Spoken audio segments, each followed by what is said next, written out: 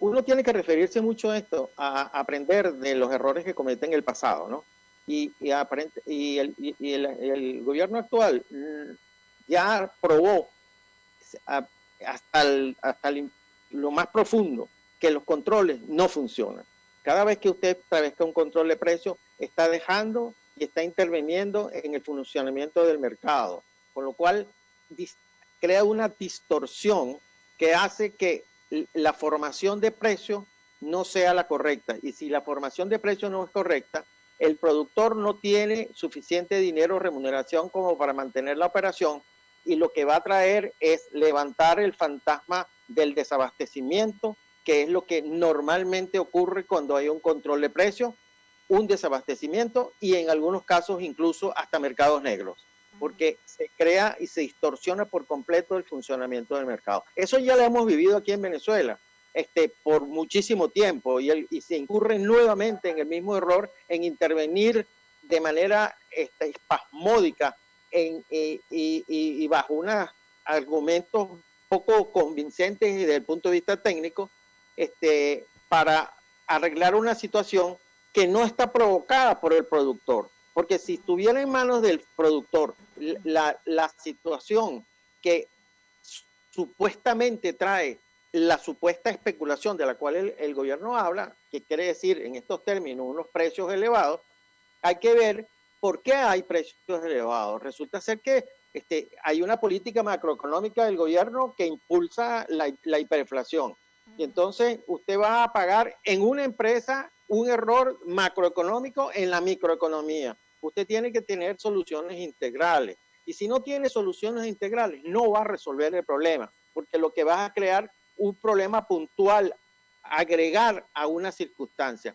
Si, por ejemplo, y voy a un ejemplo, esas empresas a las cuales se le ha hecho un procedimiento administrativo para controlar sus precios o controlar su producción, ¿qué es lo que ocurre? Que hasta este momento venían produciendo un cierto volumen, cualquiera que él fuera, y como resultado de esta circunstancia, muy posiblemente ese volumen disminuya.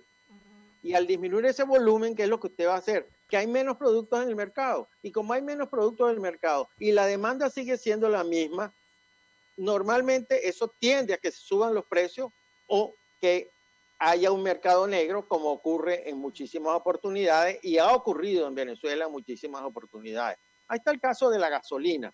En la gasolina hoy día hay un cierto mercado negro que está pagando un precio de gasolina muy por encima incluso de los precios internacionales. ¿Por qué? Porque hay un problema de escasez. ¿Y por qué hay un problema de escasez?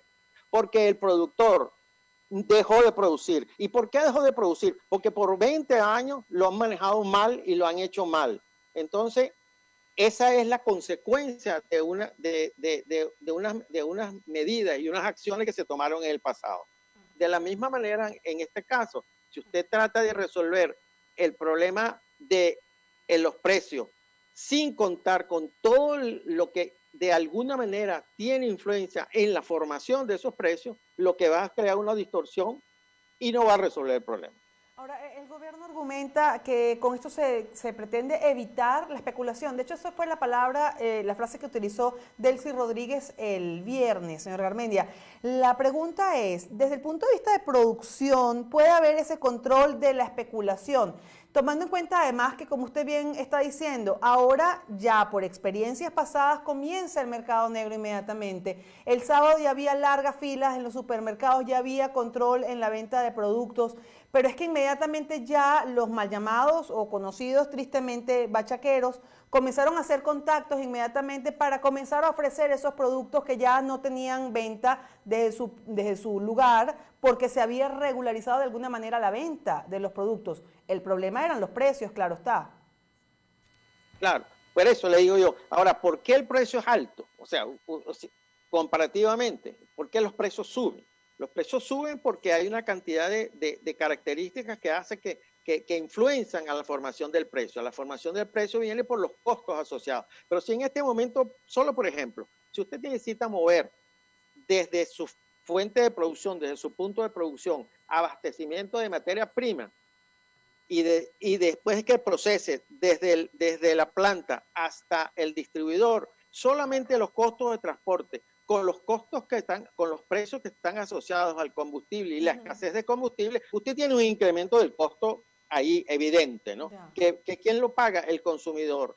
¿Por qué? Porque el consumidor es al final el que manda y el que decide. Pero el gobierno tiene que hacer todo lo posible para que los costos que él pueda disminuir no vayan al consumidor, que esa es la función del gobierno. Prestación de servicios públicos. Cuando no hay energía eléctrica en alguna de las zonas en el país, incluso en plantas industriales, hay que generar la propia energía. Y al generar la propia energía, eso es un costo. Y si no puede generar en las paradas continuas porque no hay suministro de energía en un momento determinado, son pérdidas de producción que tiene que cargársela al costo del producto. Todas esas son circunstancias que hay que tomar en cuenta. Incluso que el gobierno de alguna manera sigue emitiendo dinero inorgánico que hace que la moneda no tenga valor y al disminuir el valor de la moneda como moneda de reserva, incluso como moneda de pago, como mecanismo de pago. ¿Y qué hace? Que todo el mundo se refugia en moneda dura y eso hace que todo incremente el precio, porque la expectativa en este momento, yo no dudaría que la expectativa de los consumidores es que todos los productos de esas empresas que acaban de aplicarle un procedimiento administrativo de manera absolutamente irregular, deben estar en los mercados comprando todo lo que puedan de esos productos porque saben que no van a existir, que muy posiblemente no existan la semana que viene. Claro, pero fíjese que usted habla de la moneda y esta lista que conocimos ayer y que hoy saldría en Gaceta, una lista de precios acordados, además con ANSA, según nos ha dicho el ejecutivo de Nicolás Maduro. Esa lista está en dólares, señor Garmendia, no está en bolívares. Y la suma de esa lista da mucho más de los menos de $3 que gana un trabajador con salario mínimo. Claro, fíjese que eso es un signo de que si el gobierno estuvo de acuerdo de acordar precios de esa naturaleza, que me parece que no está mal en el fondo, pero que sí en su aplicación, porque es que al trasladarlo eso a los precios reales en bolívares, no va a ser posible, no van a estar disponibles para muchos sectores de la población que no tienen ingresos suficientes como para pagar el precio de esos productos.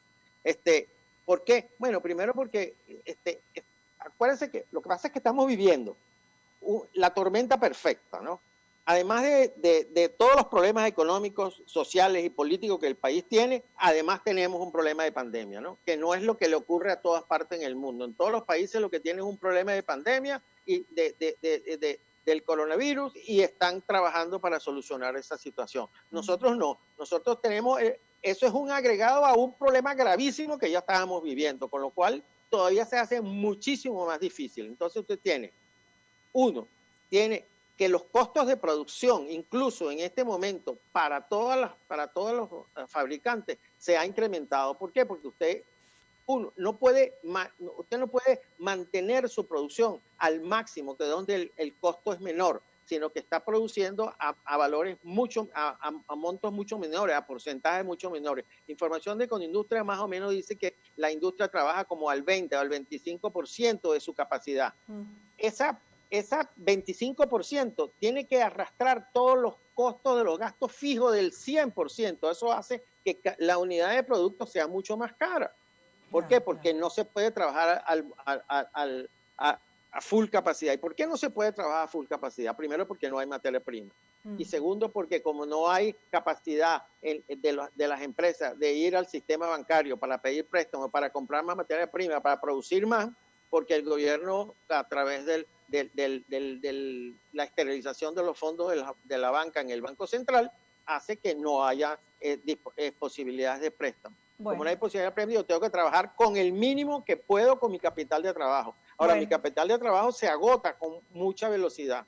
Creo que si yo no tengo un retorno muy rápido. Y además ese retorno tiene que ser suficiente como para que cubra todos esos costos. Sí, bueno. Ese es el problema fundamental. Claro.